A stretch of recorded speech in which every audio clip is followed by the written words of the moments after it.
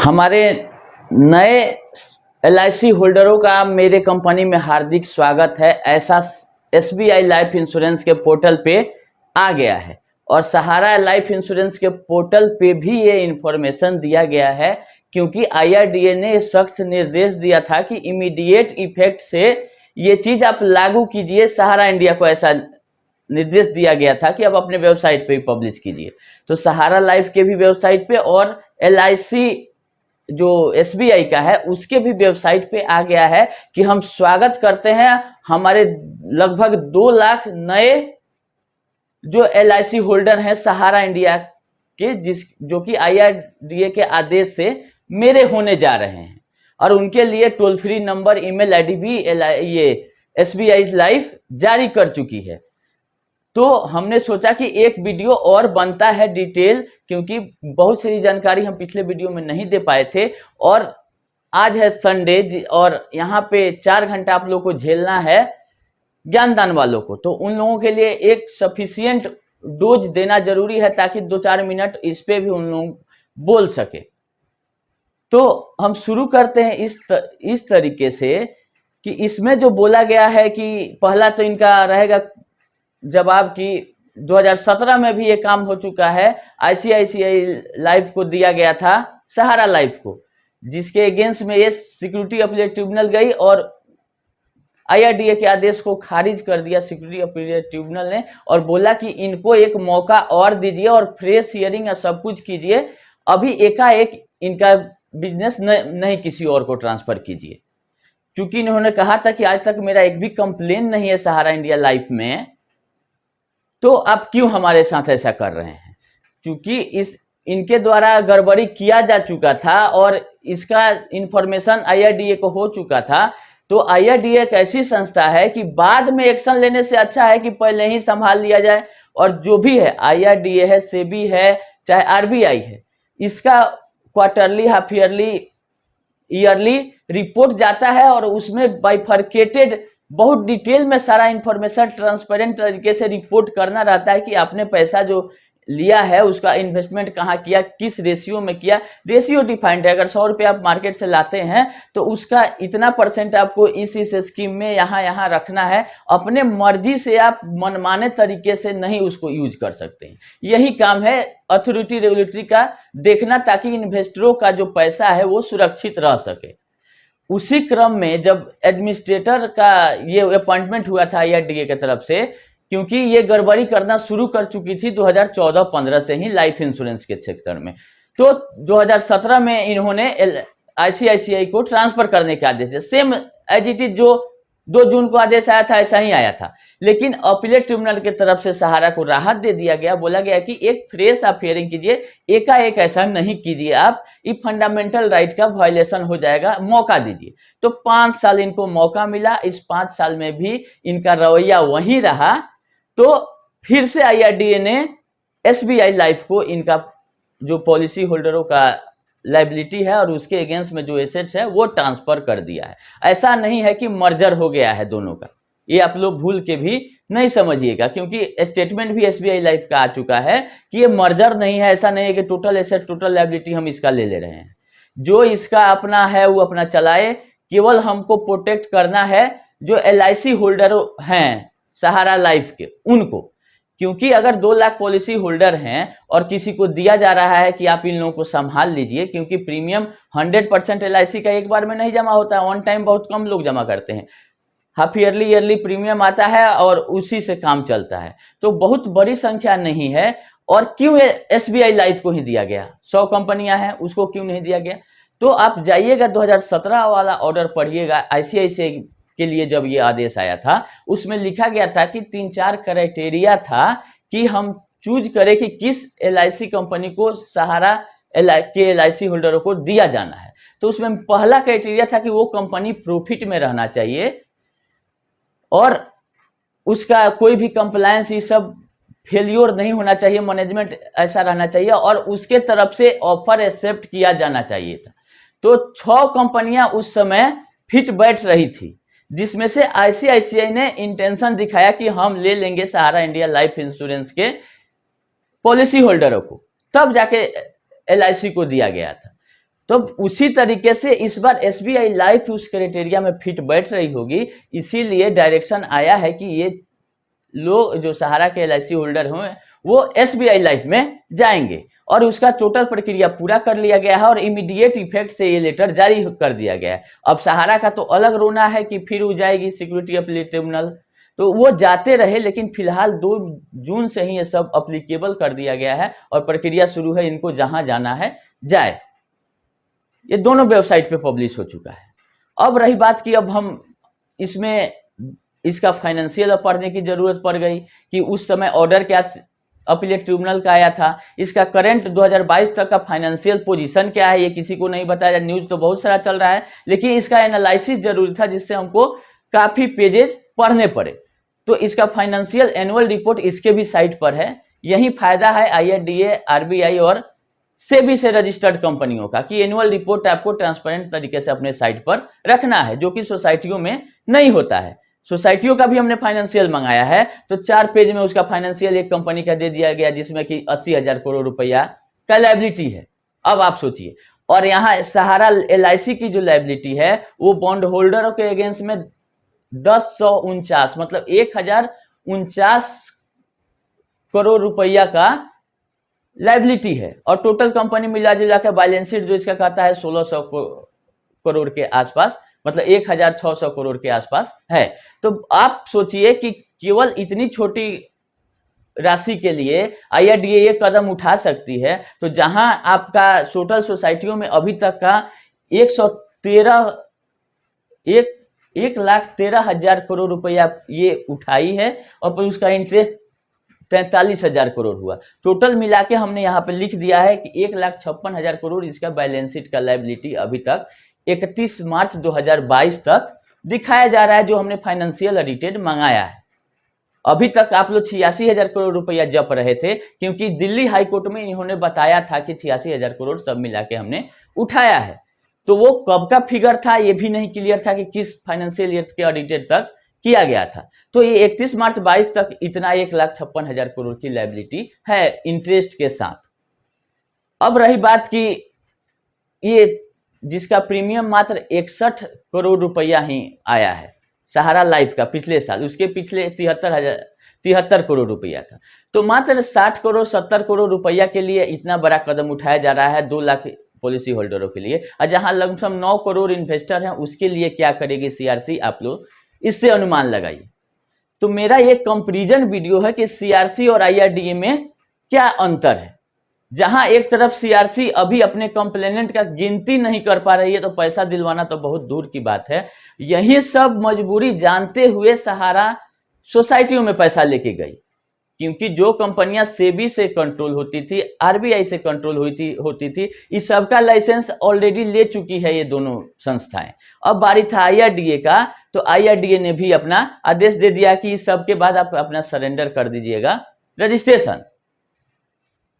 लेकिन सोसाइटियों में ऐसा कुछ नहीं है। जिस तरह से सहारा का सिस्टम है उसी तरह से सोसाइटियों का सिस्टम है। लेकिन सोसाइटियों में मेरे हिसाब से ये होना चाहिए कि अगर आपके पास उतना हैसियत नहीं है कि इतने बड़े कंपनी को, इतने बड़े सोसाइटी को संभाल सकते हैं, तो आप रजिस्ट्रेशन देते हैं और एनुअल रिपोर्ट ऑडिटेड आपके पास जमा होता है, तो फिगर तो कम से कम आपके अधिकारी देख सकते हैं कि कितना 1000 करोड़ रुपया पब्लिक से उठा रही है और इसका एक्टिविटी क्या है।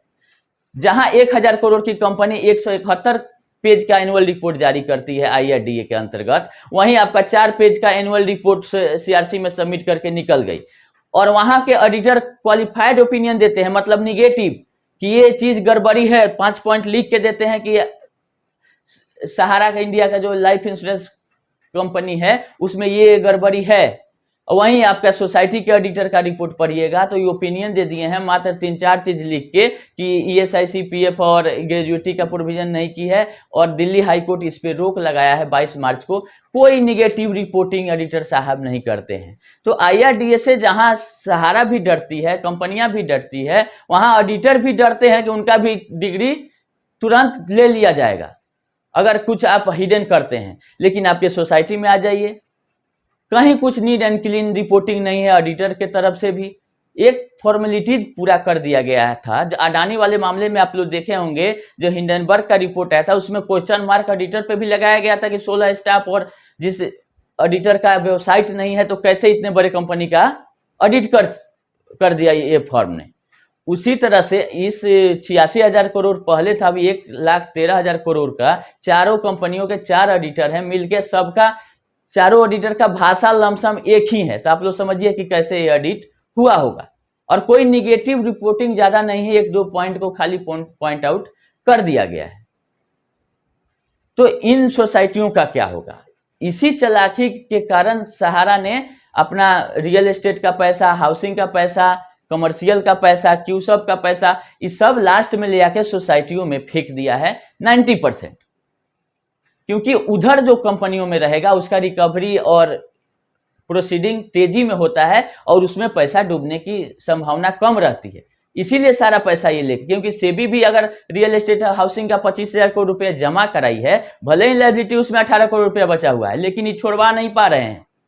लेकिन सोसाइटी का आप देख लीजिए, दिल्ली हाईकोर्ट में गया मैटर, उसके बाद से केस विड्रॉ करने के बाद भी सोसाइटी सोई हुई है कि क्या कर रही है। सारा ये अपना संपत्ति को ये साइड कर देगी, कहीं ठिकाने लगा देगी, तब ही जगेगी कि ताकि पब्लिक का पैसा डूब जाए। तो हम एक क्वेश्चन मार्क सीआरसी पे भी लगाते हैं कि आप लिमिट क्यों नहीं फिक्स करते हैं कि अगर हमारा उतना हमारे पास स्टाफ नहीं है, कंट्रोलिंग नहीं है, तो हम 200, 500, 1,000 करोड़ तक का ही रजिस्ट्रेशन देंगे कि 1,000 करोड़ से ज्यादा जिस फर्म को उठाना है हम सोसाइटी में रजिस्ट्रेशन नहीं देंगे। आपके यहाँ कोई लिमिट नहीं है, आप 10 लाख करोड़ उठा लीजिए और बाद में हमसे समझेगा नहीं, हम कंप्लेन नहीं गिन पाएंगे। तो ये सीआरसी की धारा, मतलब सिस्टम में गड़बड़ी है। सहारा ने उसका फायदा उठाया, सहारा को तो बचना था, उधर से बॉन्ड उठा के इधर, इधर का पैसा उधर। क्योंकि यहाँ आईआरडीए में आपको जहां 1,000 करोड़ की लायबिलिटी है, यहाँ देखिए एसबीआई लाइफ तैयार हो गई कि हम ले लेंगे, क्योंकि यहाँ सिस्टम है। सिस्टम इसलिए है कि जो पैसा आया है उसमें 99% आईआरडीए का अपना एक जीएम लेवल, जो कि चार्टर्ड अकाउंटेंट है आरके शर्मा, अपॉइंट कर दिया गया था 2017 में, 5 साल से उसका निगरानी कर रहे हैं। सैलरी लेंगे सहारा से ही, लेकिन वो जनरल मैनेजर पोस्ट के हैं आईआरडीए के स्टाफ, जो कि वहां पे एडमिनिस्ट्रेटर के रूप में बहाल हो गए कि ये कोई गड़बड़ी नहीं कर पाए। उसके बावजूद भी इसके फाइनेंशियल पढ़ने से पता चला कि इनका एक बैंक अकाउंट जो पीएनबी में है, ऑडिटर भी रिपोर्ट कर चुके हैं, वो रिकॉन्साइल ही नहीं है, उसका बुक्स ऑफ एंट्री में है ही नहीं, केवल क्लोजिंग बैलेंस शीट में ले लिया गया और उसमें जो लेन देन हुआ उसका बुक्स में एंट्री ही नहीं हुआ, ये ऑडिटर लिख रहे हैं। और उस अकाउंट में 9 करोड़ 38 लाख रुपए का गबन हुआ, साइफन फ्रॉड करके निकाल लिया गया, वो भी एक्स सीईओ के द्वारा जो अभी मर चुके हैं। और कंपनी बोल रही है कि हम एफआईआर कर चुके हैं, ये कर चुके हैं। इनके एक्स सीईओ के द्वारा साइफन करके 9 करोड़ रुपया सहारा लाइफ इंश्योरेंस से निकाल लिया गया था। पहला पॉइंट यही है। दूसरा, ऑडिटर का रिपोर्ट कहता है कि कोई फाइनेंशियल कंट्रोल नहीं है सहारा इंडिया का। सुब्रत राय सहारा जब जेल गए थे 14-15 में और 15-16 में, तो उस समय वो चेयरमैन थे लाइफ इंश्योरेंस का। तो उनके बाद आ गए हैं ओपी श्रीवास्तव जी, जो नंबर 2 के पोजीशन में हमेशा रहते हैं, कि वो हटे चेयरमैन के पोस्ट से, तो ओपी श्रीवास्तव हो गए हैं। उसके बाद जब ये जेल गए थे तो चारों तरफ से पैसा इकट्ठा हो रहा था। चूंकि आईआरडीए से सहारा एलआईसी कंट्रोल होती है, तो इसका पैसा साइफन करना इतना आसान नहीं था। तो एक रास्ता बनाया गया, सिक्योरिटी डिपॉजिट के रूप में 78 करोड़ 15 लाख रुपया ले लिया गया। क्योंकि सहारा इंडिया का जो ब्रांच था ऑल ओवर इंडिया में, वहां ये दिखाया गया कि हम सिक्योरिटी डिपॉजिट रेंट के लिए ले रहे हैं, कि हम अपना ऑफिस दे रहे हैं यूज करने के लिए लाइफ इंश्योरेंस को अपने ही ग्रुप पे, तो उसके बदले में हम सिक्योरिटी डिपॉजिट के रूप में 78 लाख रुपया ले लिए, क्योंकि हम अपना ऑफिस इसको यूज करने के लिए देते हैं। तो सही बात है, तरीका निकाल लिया जाया गया कि आईआरडीए वाले कंपनी से भी हम लोग पैसा निकाल सकते हैं। लेकिन इस पे ऑब्जेक्शन हो गया कि ऐसा कोई आईआरडीए में आप रूल रेगुलेशन नहीं है कि आप पैसा बिना या आईआरडीए के परमिशन से साइफन कर सकते हैं, या सिक्योरिटी डिपॉजिट के रूप में भी ले सकते हैं। अगर ले लिए हैं तो विथ इंटरेस्ट वापस कीजिए। तो वापस करने का जब बारी आया तो मात्र 8 करोड़ रुपया अभी तक वापस की है सहारा इंडिया, जो कि सिक्योरिटी डिपॉजिट के रूप में 78 करोड़ रखी हुई थी। तो यही सब एक्टिविटी को देखते हुए जब कंपनी लॉस करेगी आज, तो धीरे धीरे करके 1,000 करोड़ की लायबिलिटी है वो 1,000 खा जाएगी। उसके बाद आप जांचे करके, कोटे करके, केस करके क्या कर लीजिएगा, जो हाल सोसाइटियों का हो रहा है। जब पैसे डूब जाएगा, तो इसीलिए जल्दीबाजी करते हुए लगा तो 5 साल टाइम, लेकिन IRDA ने एक कदम उठाया और इमीडिएट इफेक्ट से सब कुछ बंद करते हुए बोला कि हम SBI लाइफ तैयार है लेने के लिए इनके इन्वेस्टरों को, और उसके अगेंस्ट में जो लायबिलिटी है वो उससे फुलफिल हो रहा होगा तभी वो लेने के लिए SBI तैयार, ना तो अभी इसमें हाथ कौन लगाएगा सहारा में, अपना चलता हुआ बिजनेस खराब करेगा सहारा इंडिया को लेके। क्योंकि कोई भी फिगर हो उसमें अगर हम माइनस जोड़ते हैं तो वो उसके पूंजी को घटाएगा ही, तो सहारा इंडिया का हर एक चीज माइनस में है।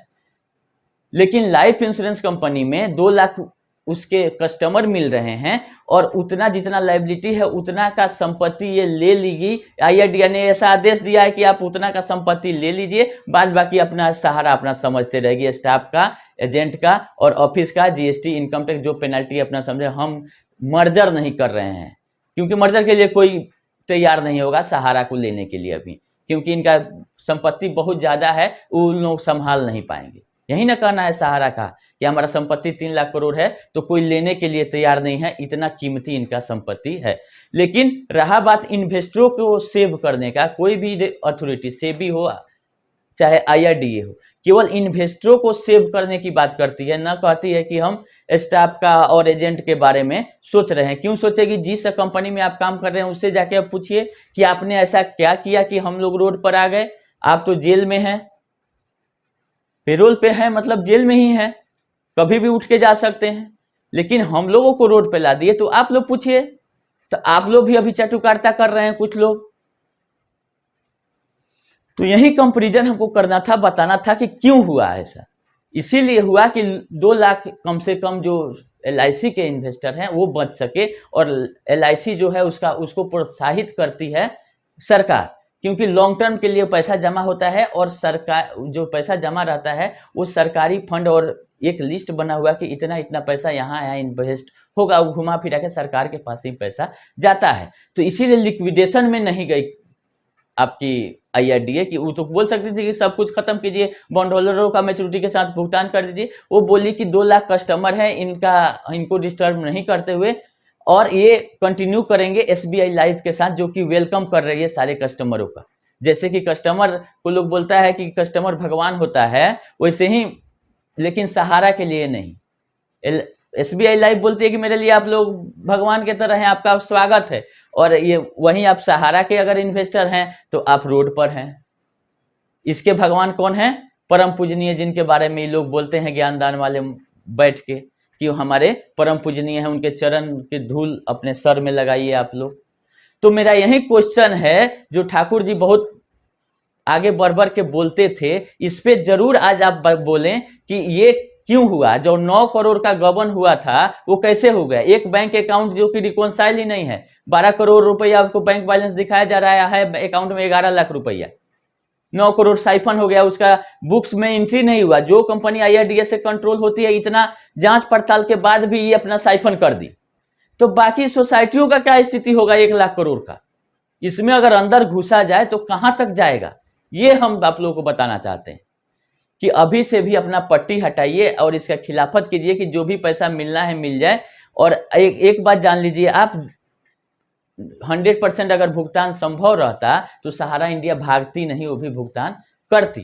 वो पीछा छोड़ाना चाह रही है, वो भी जान रही है कि टोटल लायबिलिटी मेरा सेटअप नहीं हो पाएगा, इसीलिए टाल मटोल ये कोट वो कोट कर रही है। नहीं तो अगर पैसा किसी के पास है तो क्यों गाली सुनेगा, वो अपना रास्ता बना के देना शुरू कर देगा। SBI लाइफ कहीं ना कहीं देखी होगी ना कि 1000 करोड़ का लायबिलिटी है तो हमको 1000 करोड़ रियलाइज हो जाएगा लाइफ इंश्योरेंस से, और हमको 2 लाख नए कस्टमर मिल जाएंगे। हालांकि SBI लाइफ बहुत ही बड़ी कंपनी है, बहुत लोग सोच रहे होंगे कि कोई सेटिंग करके दे दिया गया, ऐसा नहीं सोचिए। SBI लाइफ के 4 करोड़ 90 लाख ये पॉलिसी होल्डर हैं, जहां इसके 2 लाख हैं। उसका कहना है कि जो प्रीमियम इसका 61 करोड़ रुपया आया है, ये मेरे टोटल कलेक्शन का 0.25% है, मतलब 25 पैसा, 25 पैसा नहीं, 100 रुपया में 25 पैसा, 0.25% प्रीमियम है। और टोटल एसेट्स का जहां बात करें तो 0.5 के आसपास है। ऐसा SBI का है कि हम लोग IRDA के आदेश के हिसाब से ये काम कर रहे हैं, और IRDA अथॉरिटी है, वो चाहेगी कि हाँ कोई इन्वेस्टरों का पैसा नहीं डूबे और कंटिन्यूअस उन लोगों का पॉलिसी चलते रहे। इसीलिए एक तरह से सेटलमेंट करते हुए ये सारे पॉलिसियों को उसमें ट्रांसफ़र कर दे दी है और वो कि बाकी बताई है कि आप जिस सिस्टम से चल रहे हैं अपना देखिए। जब पॉलिसी होल्डर ही चल जाएंगे तो कंपनी क्या करेगी? LIC सारा स्टाफ गए रोड पर। तो मेरा यही कहना है कि रोड पर एजेंट और स्टाफ यही लोग आएंगे, बाकी इन्वेस्टरों का तो भुगतान कहीं ना कहीं से कुछ ना कुछ होते रहेगा। 25,000 करोड़ है, MB वैली है, यहाँ से होगा। 100% तो नहीं हो सकता है, लेकिन कुछ ना कुछ इन्वेस्टरों का मिलते रहेगा। अब ज्यादा से ज्यादा डूबने का जहां सवाल है वो है सोसाइटी। इसीलिए लोग को अफरा तफरी लग रहा है कि सोसाइटियों में कितना भुगतान, क्योंकि सब इधर से ले जाके उधर जमा कर दिया। और इस सोसाइटियों में भी दो फाइनेंशियल पढ़ने से हमको पता चला कि दो जो है सोसाइटी वो सबसे ज्यादा रिस्की है। कैसे? क्योंकि जो हमारा इंडिया है और सहारा क्रेडिट है, इसमें तो FD करके मैच्योरिटी अमाउंट लिखा हुआ है कि इतना दिन के बाद आपका इतना पैसा पूरा होगा। वहीं पे आप स्टार का पढ़िएगा और सहारियन का पढ़िएगा तो उसमें पॉइंट सिस्टम है, कहीं भी क्लियरिटी नहीं है कि कितना मैच्योरिटी कब आपको मिलेगा।